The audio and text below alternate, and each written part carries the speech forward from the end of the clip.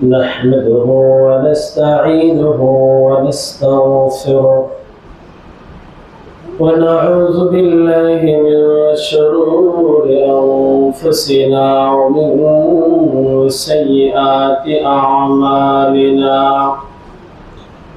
من يهد الله فلا مضل له ومن يضلله فلا هادي له ونشهد أن لا إله إلا الله وحده لا شريك له لا جد له ولا ند له ولا مثال له أما بعد فقد قال الله سبحانه وتعالى في كلامه المجيد وفرقانه الحميد أعوذ بالله من الشيطان الرجيم بسم الله الرحمن الرحيم أفتؤمنون ببعض الكتاب وتكفرون ببعض فما جزاء من يفعل ذلك منكم إلا خزي في الحياة الدنيا ويوم القيامة يردون إلى أشد العذاب وما الله بغافل عما تعملون إن الله وملائكته يصلون على النبي يا أيها الذين آمنوا صلوا عليه وسلموا تسليما شكر محبة درود إبراهيم فاذكر اللهم صل على محمد وعلى آل محمد كما صليت على إبراهيم وعلى آل إبراهيم إنك حميد مجيد اللهم بارك على محمد وعلى آل محمد كما باركت على إبراهيم وعلى آل إبراهيم إنك حميد مجيد معجز محترم দিনদার মুসল্লিয়ান ইকরাম পর্দার আড়ালে মা বোনেরা মহান আল্লাহ রাব্বুল আলামিনের শাহী দরবারে শুকরিয়া আদায় করছি আল্লাহ রাব্বুল আলামিন আপনাকে আমাদেরকে জুমার দিন মসজিদে আজানের সাথে সাথে আল্লাহ পাকের ঘরে মেহমান হওয়ার তৌফিক দান করেছেন এই জন্য দিল থেকে বলি আলহামদুলিল্লাহ। অনেক মানুষ আজান শুনেছে কিন্তু মনে মনে চিন্তা করেছে হয়তো বয়ান শেষ হওয়ার আগে আগে যোগদান করবে। আবার কিছু মানুষ আল্লাহ তাআলার পেয়ারা বান্দা এমন ছিল যারা আগ থেকে মানসিকভাবে প্রস্তুতি নিয়েছে জুমার দিন আগে ভাগে যেতে হবে। আল্লাহ তাআলা যাদেরকে খায়রের দিকে, কল্যাণের দিকে, নাফের দিকে আল্লাহ তাআলা চান ওদেরকে আল্লাহ তাআলা দ্বীনের খায়রিয়াত, দ্বীনের কল্যাণ, দ্বীনের কাজ করার তৌফিক দান করেন। এই জন্য আবার বলি আলহামদুলিল্লাহ। আমরা সকলেই জানি বর্তমান যে মাসটি রয়েছে রবিউল আউয়াল, এই রবিউল আউয়াল মাসটি আমাদের মুসলিম জাতির কাছে অনেক সম্মানিত মাস। কারণ এই মাসের ভিতরে নবী করিম সাল্লাল্লাহু আলাইহি ওয়াসাল্লাম এর আগমন এবং এই মাসের ভিতরে মুহাম্মদুর রাসূলুল্লাহ সাল্লাল্লাহু আলাইহি ওয়াসাল্লামের ওফাত হয়েছিল, মৃত্যু হয়েছিল। তো আমাদের এই বিষয়ে কিছু জানা দরকার। এই বিষয়ে কিছু আমলের আছে কিনা বিশুদ্ধ রওয়ায়াত থেকে, সেগুলো আমাদের আমল করা দরকার। না থাকলে কিভাবে বর্জন করব সেগুলো জানা দরকার। ইনশাআল্লাহ আজকের দুইটি বিষয় নিয়ে আলোচনা করব।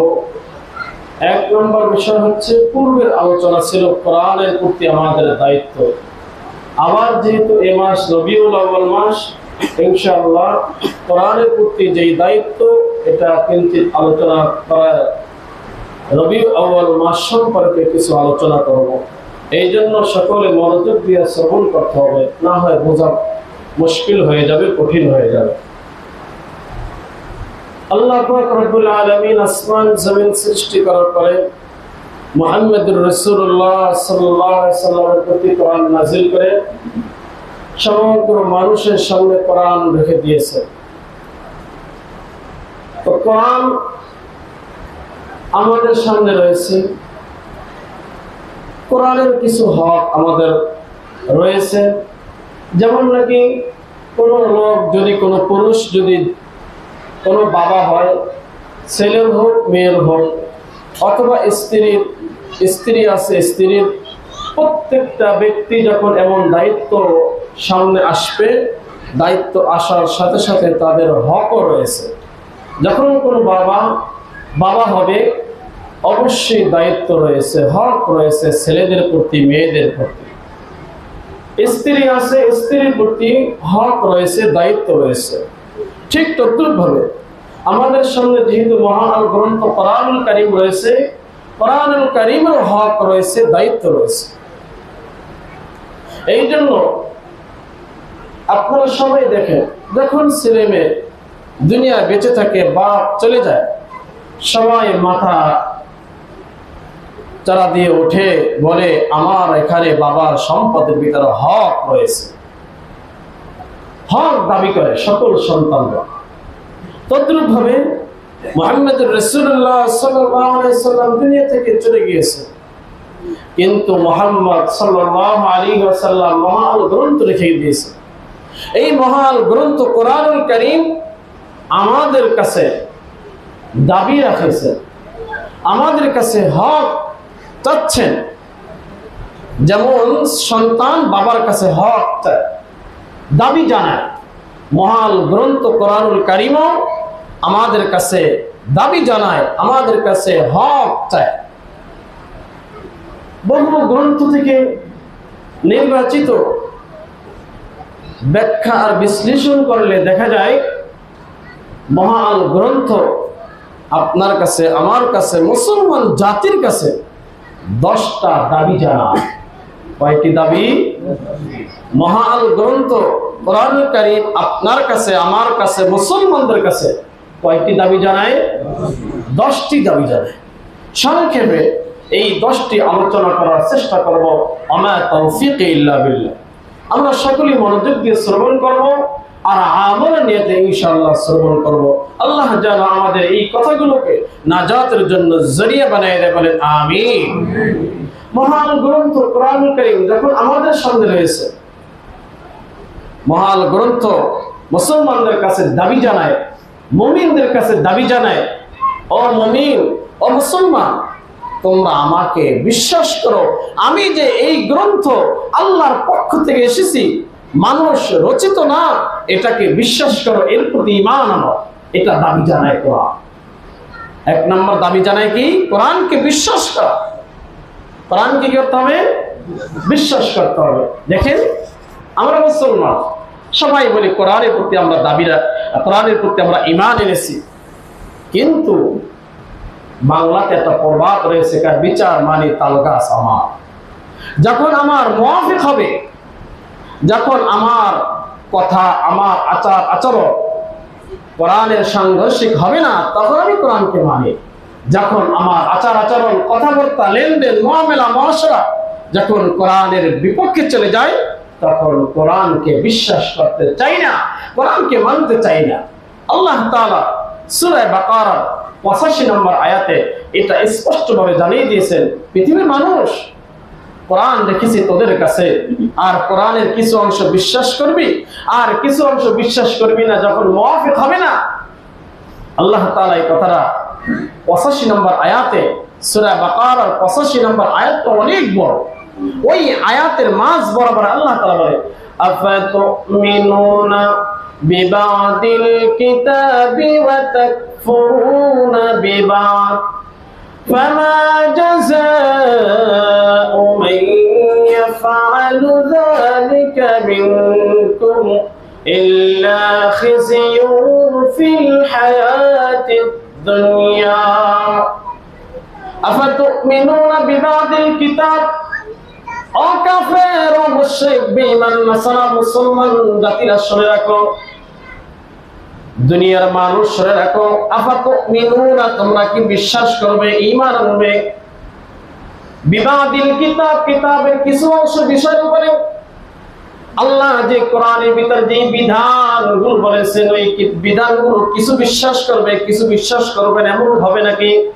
আল্লাহ বলে আফাতুমিনুনা বিবাদিল কিতাব, কিতাবের কিছু অংশ বিশ্বাস করবে ঈমান আনবে, ওয়া তাকফুরুনা বিবাদ এবং কিছু অংশকে অস্বীকার করবে, বলবে মানি না, কারণ আমার মুওয়াফিক হয় নাই, আমার সাথে মেলে নাই, এই জন্য আমি মানি না। তাকফুরুনা বিবাদ।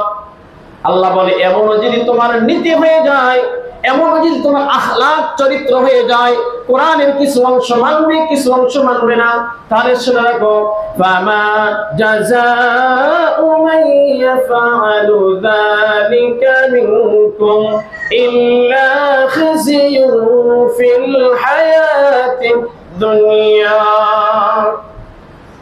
এমন যদি তোমার অবস্থা হয়ে যায়, দুনিয়ার ভিতরে এমন যদি অবস্থা হয়ে যায়, কিছু অংশ মানবে কিছু অংশ মানবে না, শুনে রাখো, ইল্লা খিজিয়ুন ফিল হায়াতিদ দুনিয়া, দুনিয়ার হায়াতের ভিতরে দেখবা তোমাকে পদে পদে লাঞ্ছিত অবস্থার শিকার হতে হবে, দুনিয়ার মানুষদের কাছে লাঞ্ছিত হতে হবে।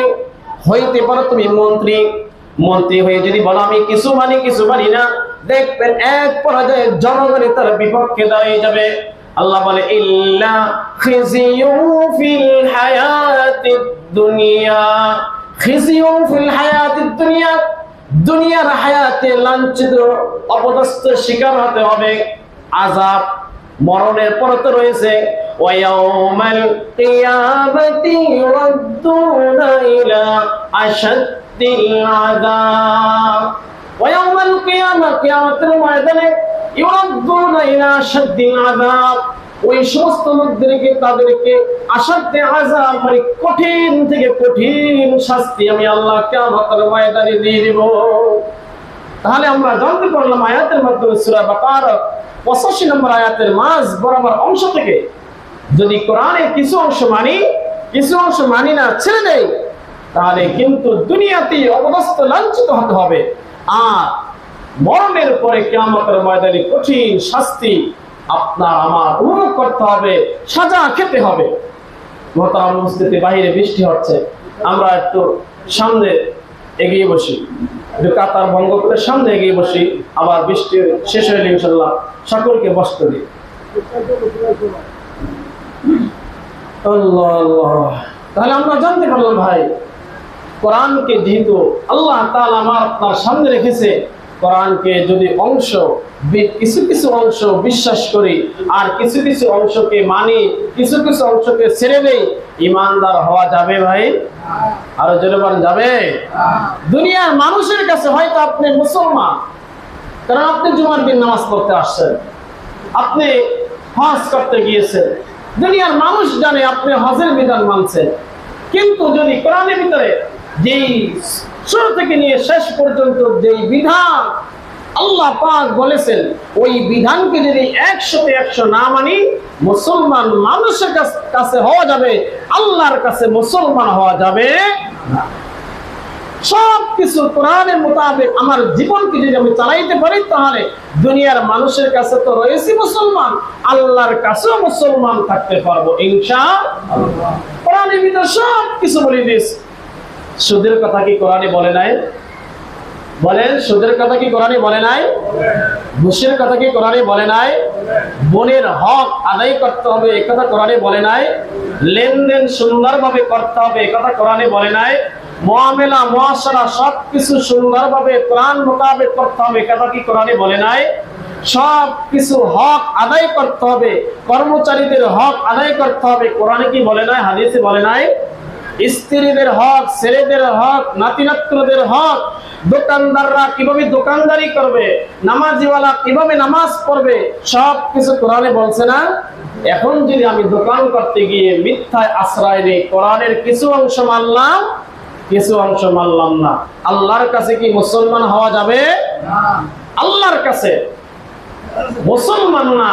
অন্য আয়াতের ভিতরে সূরা মাইদা আয়াতের ভিতরে আল্লাহ তাআলা বলবেন, আয়াতটা পরবর্তী ইনশাআল্লাহ বলবো, ওই শেষ অংশের ভিতরে বলে, যারা নাকি বাস্তব জীবন অনুযায়ী কোরআনকে না মানে, নিজের জীবনটা কোরআনের সাথে বিলীন না করে দেয়, শুনে রাখো, এরা আল্লাহর কাছে কাফের। এরা কি আল্লাহর কাছে? আরো যদি বলেন, যদি মুআফিক হয় তাহলে মানবো, মুআফিক না হইলে যদি না মানি, মুসলমান হওয়া যাবে? বরং দুনিয়ার মানুষের কাছে মুসলমান, আল্লাহর কাছে কাফের। আল্লাহর কাছে কি? কাফের। কঠিন, কঠিন থেকে কঠিন হুঁশিয়ার। এই জন্য কোরআন বলতেছে মানুষদেরকে, ও মানুষ, তোদের কাছে আমি এখনো আছি কোরআন, এই জন্য আমরা কোরআন, আমি কোরআন তোদের কাছে দাবি রাখছি, কোরআনের প্রতি বিশ্বাস কর। আর বিশ্বাস করতে হলে কি পরিপূর্ণ বিশ্বাস করতে হবে, নাকি আংশিক বিশ্বাস করলে চলবে? পরিপূর্ণ বিশ্বাস করতে হবে। এই জন্য যারা নামাজ পড়ে না, তারা কি কোরআনের কিছু অংশ মানছে, নাকি ফুল অংশ মানছে? কিছু অংশ মানছে। মুসলমান হওয়া যাবে? এই আয়াতের ব্যাখ্যা বিশ্লেষণ করলে 95-99 মুসলমান ধরা খেয়ে যাবে। কথা বুঝেন না? বেশি কিছু আয়াতের তাফসীর করা দরকার নেই। শুধু এই যে আয়াত কোরআনে বলতেছে কোরআন মানো, কিছু অংশ মানবা, কিছু অংশ মানবা না, তাহলে তোমার মুসলমানিত্ব থাকবে না। এই আয়াতের ব্যাখ্যা করতে গেলে 95 জন মুসলমান ধরা খেয়ে যাবে। এই জন্য কোরআনে পাকের ভিতরে আল্লাহ তাআলা আরো কঠিন থেকে কঠিন হুঁশিয়ারি বাড়ি বলছে। কোরআন মানুষদের কাছে হক রাখে, দাবি জানায়, ও কোরআন, ও বিশ্ববাসী মুসলমান, কোরআনকে বিশুদ্ধভাবে তেলাওয়াত করো। কোরআন কি করতে হবে? 2 নম্বরে বিশুদ্ধ করে কোরআন তেলাওয়াত করতে হবে। গুনগুন গুনগুন করে আওয়াজের মাধ্যমে কোরআন তেলাওয়াত করলে কোরআনের হক আদায় হয় না। কোরআন কি করতে হবে ভাই? বিশুদ্ধ তেলাওয়াত করতে হবে, আস্তে আস্তে সুন্দর করে তেলাওয়াত করতে হবে। ওয়ারাত্তিলিল কুরআনা তারতিলা, ওয়ারাত্তিলিল কুরআনা তারতিলা, সূরা মুজাম্মিলের ভিতরে 4 নম্বর আয়াত আল্লাহ বলে, ওয়ারাত্তিল কুরআন, কোরআন পাঠ করো, তারতিলের সাথে, ধীরস্থিরতার সাথে বিশুদ্ধভাবে তেলাওয়াত করো। কোরআন আমাদের কাছে দাবি জানায়, ও পৃথিবীর মানুষ, বিশুদ্ধ করে তেলাওয়াত করো। 3 নম্বরে আমাদের কাছে দাবি জানায় কোরআন, তোমরা বেশি বেশি তেলাওয়াত করতে হবে। কি করতে হবে ভাই? কোরআন যেহেতু আমাদের কাছে রয়েছে, কোরআনকে বেশি বেশি তেলাওয়াত করতে হবে। যারা নাকি বেশি বেশি সময় পাইলেই কোরআন তেলাওয়াত করে, আল্লাহ তাআলা ওদের চিন্তা, দুঃখ, পেরেশানি গুলো আল্লাহ তাআলা অতি তাড়াতাড়ি দূর করে দেয়। সুবহানাল্লাহ। পরীক্ষিত আমল। আপনি চিন্তায় পড়েছেন, অনেক টেনশন হয়, আল্লাহ পাকের জিকির করেন, লা ইলাহা ইল্লাল্লাহ, লা ইলাহা ইল্লাল্লাহ জিকির করেন, তাই কোরআন তেলাওয়াত করে বসে যান, দেখবেন কিছুক্ষণের ভিতর মাথা আল্লাহ পাক হালকা করে দেবে। সুবহানাল্লাহ। এই জন্য কোরআন দাবি জানায় আমাদের কাছে, মুসলমানদের কাছে, তোমরা বেশি বেশি কোরআন তেলাওয়াত করলো, বেশি বেশি কোরআন তেলাওয়াত করতে পারলে অবশ্যই তোমাকে আল্লাহ তাআলা, তোমাকে রহমতের ভিতরে আল্লাহ তাআলা নিয়ে দেবে। আল্লাহ পাক রব্বুল আলামিন কোরআন পাকের ভিতরে বলে, উতলু মা উহিয়া ইলাইকা মিনাল কিতাব, উতলু মা উহিয়া ইলাইকা মিনাল কিতাব। সূরা আনকাবুতের 45 নম্বর আয়াত আল্লাহ তাআলা বলে তেলাওয়াত করো, উতলু মা উহিয়া, উতলু তেলাওয়াত করো মা উহিয়া ইলাইকা, যা তোমার কাছে অবতীর্ণ করা হয়েছে ওহীর মাধ্যমে। কথা বুঝেন নাই? আমার কাছে আপনার কাছে ওহীর মাধ্যমে কি অবতীর্ণ করা হয়েছে? কোরআনুল কারীম অবতীর্ণ করা হয়েছে। আল্লাহ তাআলা এটাই সূরা আনকাবুতের ভিতরে বলে, ও পৃথিবীর মানুষ, উতলু তেলাওয়াত করো মা উহিয়া ইলাইকা, যা অবতীর্ণ করা হয়েছে ওহীর মাধ্যমে তোদের কাছে। এই জন্য আমরা বেশি বেশি কোরআন তেলাওয়াত করব। কিন্তু দুনিয়ার অনেক শিক্ষায় শিক্ষিত হচ্ছি, কিন্তু আমার আপনার ছেলে, আমার আপনার মেয়ে, আমার আপনার নাতি নাতনিদেরকে কোরআন শিক্ষা দিতে চাই না, কোরআন শেখার জন্য সময় দিতে চাই না। এই জন্য ভাই কোরআন আমাদের কাছে দাবি জানা। এটা কয় নাম্বার দাবি ভাই? 3 নাম্বার দাবি, বেশি বেশি তেলাওয়াত করতে হবে। 4 নাম্বার দাবি হচ্ছে অন্যদেরকেও শিক্ষা দিতে হবে। কোরআন নিজে পড়ে অন্যদেরকে কি দিতে হবে ভাই? শিক্ষা দিতে হবে। আল্লাহ তাআলা সূরা ইমরানের ভিতরে 164 নম্বর আয়াত আল্লাহ বলে, লাকাদ মান্নাল্লাহু আলাল মুমিনিনা ইয বা'আসা ফীহিম রাসূলাম মিনহুম মিন আনফুসিহিম ইয়াতলু আলাইহিম আয়াতিহি ويزكيهم ويعلمهم الكتاب والحكمة وإن كانوا من قبل لفي ضلال مبين। আল্লাহ তাআলা বলে, লাকাদ মান্নাল্লাহু আলাল মুমিনিন, আল্লাহ তাআলা অনুগ্রহ করেছে মুমিনদের উপরে। আল্লাহ কি করেছে মুমিনদের উপরে? জোরে বলেন, মুমিনদের উপরে আল্লাহ কি করেছেন? অনুগ্রহ করেছেন। কিভাবে অনুগ্রহ করেছেন? তাদের জাতি থেকে, তাদের ভিতর থেকে আল্লাহ তাআলা রাসূল অবতীর্ণ করেছেন, রাসূল পাঠাইছেন। মানুষদের ভিতর থেকে মানুষ নবী আল্লাহ তাআলা প্রেরণ করেছেন। যদি আমরা মানুষ আর নবী পাঠাইতেন জিনদের থেকে, আমাদের জন্য কঠিন হয়ে যেত না? আমরা মানুষ, আমাদের নবী যদি পাঠাইতেন পাখি কোন ভিতর থেকে, পাখি যে আছে ওদের ভিতর থেকে, অথবা পশুদের ভিতর থেকে, তাহলে আমাদের জন্য কঠিন হয়ে যেত না? আল্লাহ তাআলা বলে, আমি আল্লাহ তোদের উপরে অনুগ্রহ করেছি। লাকাদ মান্নাল্লাহু আলাল মুমিনিন, অবশ্যই মুমিনদের উপর আল্লাহ অনুগ্রহ করেছে। ইযবাতা ফীহিম রাসূলা, ইযবাতা যখন প্রেরণ করেছে তাদের ভিতর থেকে, তাদের ভিতর একজন মানুষ নবী, তাদের ভিতর থেকে, মানুষদের ভিতর থেকে আল্লাহ পাক নবী বানাইছেন। এটা অনেক অনুগ্রহ। কি?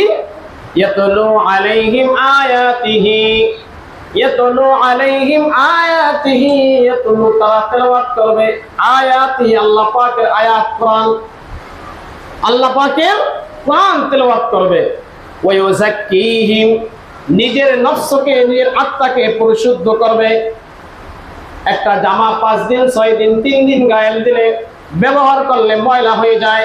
ওই ময়লাটা দূর করার জন্য কি লাগে? সাবান লাগে, মেডিসিন লাগে। যেমন নাকি জামা মেডিসিন ছাড়া, সাবান ছাড়া পরিষ্কার হয় না। কোন মানুষ যখন 6 দিন 7 দিন দুনিয়ার ভিতরে কাজকর্ম করবে, দুনিয়ার কাজকর্ম করার ভিতরে ভুল হবে, ভুলের কারণে গুনাহ হয়, আর গুনাহের কারণে অন্তরটা আস্তে আস্তে পরাগন্ধা হয়ে যায়, নষ্ট হয়ে যায়।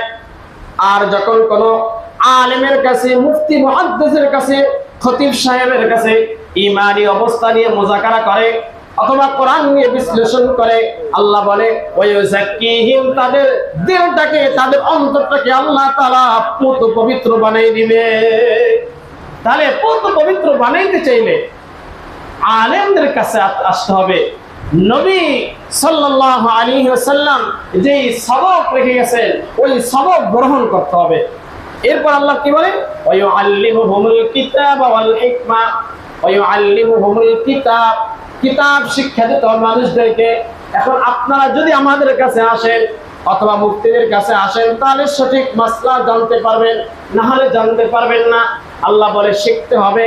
ওয়ায়ুআল্লিমুহুমুল কিতাবা ওয়াল হিকমা, কিতাব শিক্ষা দিতে হবে মানুষদেরকে, হিকমত শিক্ষা দিতে হবে। হিকমতের অভাব মানুষদের ভিতরে, হিকমতের অভাবের কারণে দেখা যায় বাবা ছেলে মেয়েদেরকে সামনে রাখতে পারে না।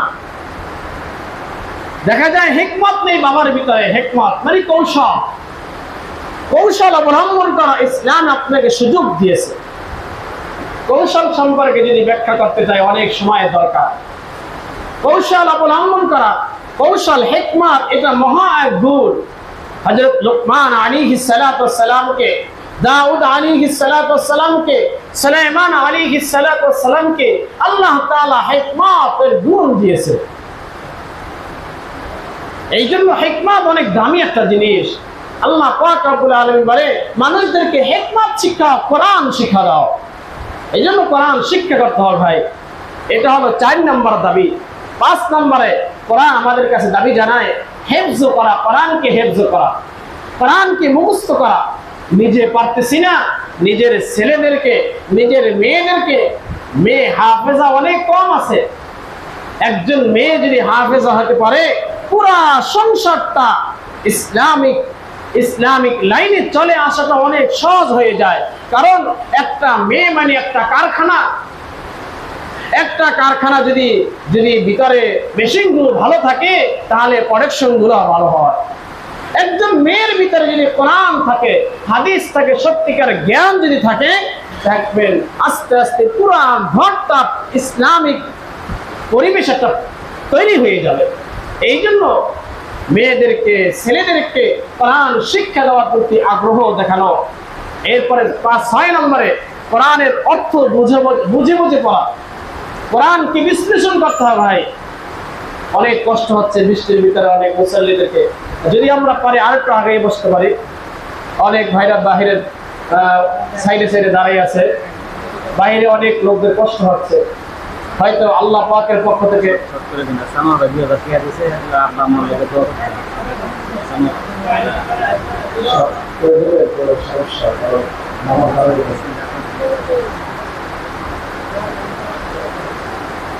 আল্লাহ পাক হয়তো এর ভিতরে কলম রেখেছে যে বান্দারা, কোন বান্দা যায় কষ্ট করে নামাজ পড়তে, কোন বান্দা টিভির সামনে অথবা ফেসবুকের সামনে বসে থাকে। দেখি আল্লাহ তাআলা যে কাজটাই করবে বান্দার জন্য হয়তো এর ভিতরে কল্যাণ রয়েছে, আমি আপনি জানি না। কথা বলছেন না ভাই? এই জন্য আরে অনেকে মনে করতে পারে জুমার দিনও বৃষ্টি হয়, হয়তো এর ভিতরে অবশ্যই কল্যাণ আছে, অবশ্যই কল্যাণ আছে।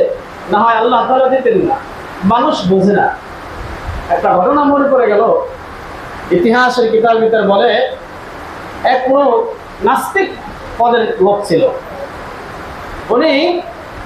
ওনার হঠাৎ করে চোখ ব্যথা শুরু হয়ে গেছে। চোখে ব্যথা শুরু হয়ে যাওয়ার পরে অনেক ডাক্তার দেখে, কিন্তু কোনো ডাক্তারই তার চোখের ব্যথা ভালো করতে পারে না, ঔষধ দেয়, কোনো রকমই ভালো হয় না।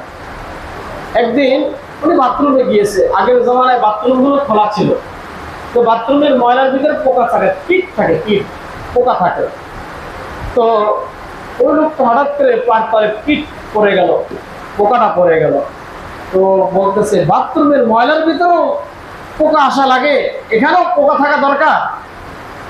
মানে আল্লাহ তাআলা যে বাথরুমের ময়লা দিয়ে যে পোকা সৃষ্টি করেছেন এটাকে সে তুচ্ছ তাচ্ছিল্য করলো, এটারও বানা লাগে আল্লাহ। বুঝেন না? এভাবে বলছে এটারও কি দরকার ছিল, এটারও কি প্রয়োজন ছিল বানানোর, বাথরুমের ময়লা থেকে বানানো। তো দেখা যায় এক পর্যায়ে উনি ডাক্তার দেখাইতে এমন ওনার দেশ থেকে অন্য দেশে গেছে। যাওয়ার পরে এক মেডিসিন দিয়েছে ওনার চোখের ভিতরে। কিছুদিন পরে ওই মেডিসিনের বদৌলতে আল্লাহর হুকুমে চোখ ওনার ভালো হয়ে গেছে। তো ডাক্তারের কাছে আবার দ্বিতীয়বার গেল। ভাই অনেক ডাক্তার দেখাইলাম দেশের ভিতরে, কিন্তু কোনো ডাক্তারই ভালো করতে পারলো না। আর আপনার ঔষধ আপনার নেওয়ার ব্যবহার করার পরেও ভালো হয়ে গেল। এটা কি দিয়ে তৈরি করে যদি আমাকে জানাইতেন। বললো এর ভিতরে প্রধান জিনিস হচ্ছে বাথরুমের কীট। বাথরুমের পোকা, যে বাথরুম ওই যে হয় ওখান থেকে যে কীটটা তৈরি হয়, পোকাটা তৈরি হয়, ওটা হলো প্রধান এই ওষুধের। তাহলে দেখেন আমি আপনি মনে করতেছি বাথরুমের কীটটাও কি প্রয়োজন, আর আল্লাহ মনে করতেছে এর মাধ্যমে এমন একটা জিনিস তৈরি করব যে জিনিসটা না থাকলে মানুষ সুস্থ থাকতে পারবে। মানুষ মনে করে সাপের কি প্রয়োজন, সাপ মানুষদের ধ্বংস করে। সাপের বিষ দিয়ে এমন এমন মেডিসিন তৈরি হয় যা মানুষ কখনো কল্পনা করতে পারতো না। বিজ্ঞানীরা আপনার আমাকে চক্ষু খুলে দিয়েছে, বুঝেন নাই? এই জন্য আল্লাহ তাআলা কোন জিনিসই বেহুদা করে না। মানুষ বেহুদার কাজ করে, অনর্থকের কাজ করে, অনর্থক কথাবার্তা বলে, কিন্তু আল্লাহ বলে, ও বান্দা, আমি যা কিছু করি না কেন সব কিছু কোনো না কোনো রহস্য আছে। এই জন্য বুখারীর দর্সের ভিতরে আমাদের উস্তাদ বলতে, ফিলুল হাকিম লা ইয়াখলু আনিল হিকমা, হাকিমের কাজ কোন জিনিস থেকে খালি না, কোন হিকমত থেকে খালি না। ফিলুল হাকিমি লা ইয়াখলু আনিল হিকমা, হিকমত থেকে হাকিমের কাজ খালি না, কোন না কোন রহস্য রয়েছে। যাই হোক, বলতেছিলাম মুহতারাম উপস্থিতি, কোরআনের হক সম্পর্কে এর ভিতরে প্রাসঙ্গিক কিছু কথা বললাম। কোরআন আমাদের জন্য অনেক বড় একটা নিয়ামত, অনেক বড় একটা নিয়ামত। একসময় এই পৃথিবী থাকবে না ভাই, এই পৃথিবীর ভিতরে মানুষ থাকবে না, আসমানের জায়গায় থাকবে না। এখন দেখতেছেন আসমান থেকে বৃষ্টি পড়তেছে, এই বৃষ্টি একদিন বন্ধ হয়ে যাবে, আসমান একদিন শেষ হয়ে যাবে, জমিন একদিন তামা হয়ে যাবে। জমিন একদিন কি হয়ে যাবে ভাই? তামা হয়ে যাবে। ইযাস সামাউন শাক্কাত, আল্লাহ তাআলা কোরআনের ভিতরে বলে, সামাউন শাক্কাত, আসমান বিদীর্ণ হয়ে যাবে, চূর্ণ বিচূর্ণ হয়ে যাবে, তুলার মতো অর্ধ থাকবে। পাহাড় দেখতেছেন বিশাল বিশাল, এই পাহাড়গুলো তুলার মতো উঠতে থাকবে। আল কারিআতু মাল কারিআ ওয়া মা আদরাকা মাল কারিআ, এই সূরার ভিতরে বিস্তারিত আলোচনা আল্লাহ করেছে। যাই হোক, সব জিনিস আল্লাহ পাকের হুকুমের মাধ্যমে হয়। কির মাধ্যমে ভাই? হুকুমের মাধ্যমে হয়। আল্লাহর হুকুম ছাড়া কোনো জিনিসই হয় না। আমি আপনি বুঝি না, না বোঝার কারণে দেখা যায় নামাজটা পড়তে চাই না ভাই। নামাজ পড়া একান্ত জরুরি, কোরআন শিক্ষা করা একান্ত জরুরি। যেই প্রতিষ্ঠানে কোরআন বিশুদ্ধ করে শিক্ষা দেওয়া হয়, লেখাপড়া ভালো হয়, ওখানে বিশ্লেষণ করে শিক্ষা দেওয়া। তবে একটা জিনিস মনে রাখবেন, যেই প্রতিষ্ঠানগুলো ভালো লেখাপড়া করানোর চেষ্টা করে, ওই প্রতিষ্ঠানের শত্রু বেশি থাকে। কথা বোঝেন নাই? যেই প্রতিষ্ঠান ভালো লেখাপড়ার জন্য চেষ্টা করে, ওই প্রতিষ্ঠানে কি থাকে? বেশি শত্রু থাকে। লিকুল্লি ফিরআউনিন মূসা, প্রত্যেক নবীর জন্য একজন একজন ফিরআউন ছিল। মানে প্রত্যেক হক কথার জন্য একজন বাতিল পন্থা লোক দাঁড়াই যেত। সব জামানায়, নবীর জামানায় হোক, এই জামানায় হোক, সব জামানায়। লিকুল্লি ফিরআউনিন মূসা, হিদায়াতুন নাহতে এই প্রভাবটা রয়েছে। লিকুল্লি ফিরআউনিন মূসা, প্রত্যেক মূসার জন্য ফিরআউন মানে প্রত্যেকটা হকের সাথে একটা বাতিল লোক দাঁড়াই যাবে। এই জন্য আপনার আমার ছেলেমেয়েদেরকে সুশিক্ষা দেওয়ার জন্য চেষ্টা করব। আর আমরা যারা বয়স হয়ে গেছে, আমাদের প্রতিষ্ঠানে ভর্তি হতে পারবো না, অথবা জীবনযাপন করার জন্য চাকরির প্রয়োজন, আমরা কি করব? একজন আলেমের মাধ্যমে হোক, অথবা 3 দিনের অথবা 1 চিল্লার মাধ্যমে হোক, যে কোনো পন্থায় হোক, কোরআন শিক্ষা করবো ইনশাআল্লাহ। আমাদের মসজিদ থেকে আলহামদুলিল্লাহ গত মাসেও গিয়েছে 3 দিনের জন্য, এ মাসেও যাবে আল্লাহ যদি ইনশাআল্লাহ কবুল করে। এই জন্য আমরা চাচ্ছি ভাই, যে সমস্ত বড় বড় ভাইরা আছি, আমরা মুরব্বী বাবাজিরা আছি, আমরা চাই, বিশেষ করে আমার দিল থেকে বলছি, প্রত্যেকটা ব্যক্তি যেন বিশুদ্ধ কোরআন তেলাওয়াত করে মরতে চাই না ভাই। বিশুদ্ধ কোরআন তেলাওয়াত করে মরতে চাই কে কে? হাত জায়গায় দেখি। হাতটারে এভাবে লাড়া দেয়, আল্লাহর কাছে বলি, আল্লাহ আমার এই হাতটা কিয়ামতের ময়দানে ছবি আকারে যেন আমার সামনে হয়, বলেন আমিন। হাত নামান ভাই। কোরআনকে বিশুদ্ধ করতেই হবে। কোরআন বিশুদ্ধ করে তেলাওয়াত করা ছাড়া অন্য আয়াতের মধ্যে বলে, যারা কোরআন অন্য আয়াত বলতে আয়াতের নাম্বারটা বলে দিই। আল্লাহ পাক রব্বুল আলামিন সূরা ইসরা, বনী ইসরাঈল আছে না, সূরা বনী ইসরাঈলের 10 নম্বর পৃষ্ঠার মাঝ বরাবরে 97 নম্বর আয়াত, আল্লাহ তাআলা ওই 97 নম্বর আয়াতের ভিতরে আল্লাহ বলে, যারা নাকি কোরআনকে বিশুদ্ধ করে, কোরআনকে দুনিয়ায় বসে শিখতে পারবে না, পরকালে তাদের ভয়ঙ্কর ভয়ঙ্কর শাস্তি হবে। 1 নম্বরে সুম্মা ওয়া বুকমা, আল্লাহ তাআলা বলে 1 নম্বরে অমিয়া, ওই ব্যক্তিকে অন্ধ বানিয়ে উঠাইবে, নাউজুবিল্লাহ বলি। যারা কোরআনকে বিশুদ্ধ করে শিখবে না, এর আগে মারা যাবে, কি অবস্থা উঠবে? আরো জেলে বলেন কোন সূরা? সূরা ইসরা, মানে বনি ইসরাইল সূরা, সূরা ইসরা 97 নম্বর আয়াত। এই দেখেন আয়াতের মাঝ বরাবর আল্লাহ তাআলা বলে, যাকে আল্লাহ তাআলা হেদায়েত দেয় সেই হেদায়েত পাবে।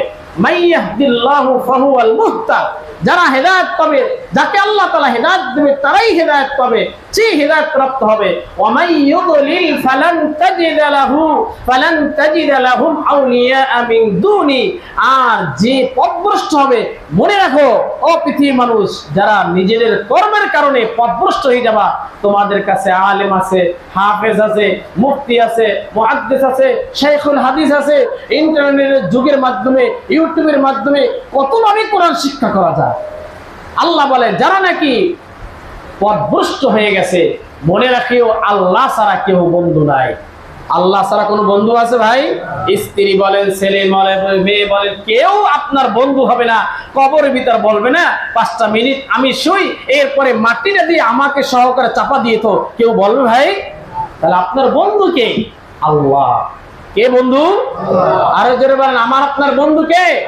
আল্লাহ। এটাই আল্লাহ ইসরায়েলের ভিতরে বলে, ফালান তাজিদ লাহুম, তারা কচ্ছিন কালো, এই কথাটা গুরুত্ব দিয়ে বলে, কচ্ছিন কালো পাবে না। ফালান তাজিদ লাহুম, তাদের জন্য আপনি পাবেন না আউলিয়া, মানে বন্ধু, মিন দুনিহি, আল্লাহ ছাড়া।